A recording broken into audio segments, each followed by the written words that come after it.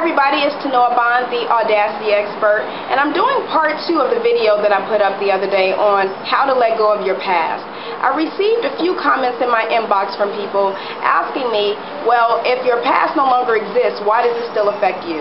And part of the reason why is we've all heard the saying from a lot of gurus that say if you change your thoughts, you change your life. But that's only half the story. Really, it's how you feel about a thought. So if you change how you feel about a thought, then you change your life.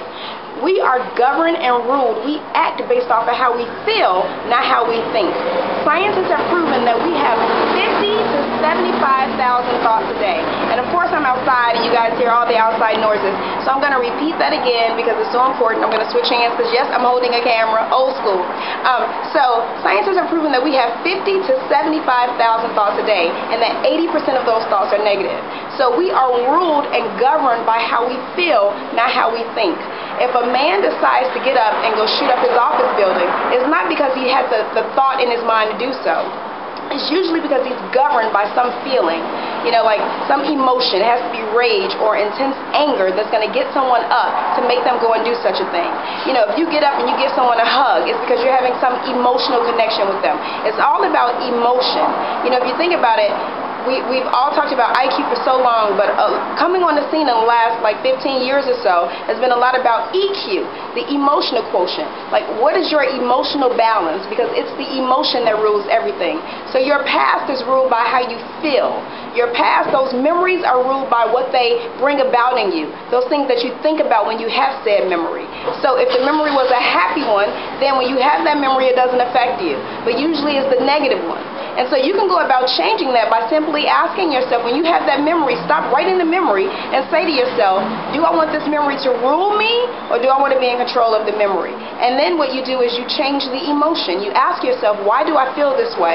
Is it true?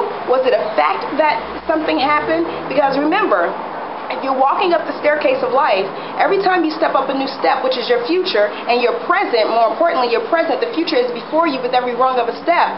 When you look behind you, the past completely disappears. And if you missed that video, go ahead and watch part 1 of how to let go of the past so you'll understand what that exercise is. But when you think about it, the past disappears, so all we have is a memory, and it's the how you feel about the memory that governs whether that memory is good or bad for you, which both are polarity. Both good and bad are equal. We just decide which one we want to feel at the moment. Emotions are equal. You just decide which one you want to feel. So when you think about that, you can change how you feel about your past by simply changing your emotional state. So again, this is Tonoa Bond, the Audacity Expert. If you want to learn more about me, you can go to my website at www.tonoabond.com. Again, that's www.tonoabond.com.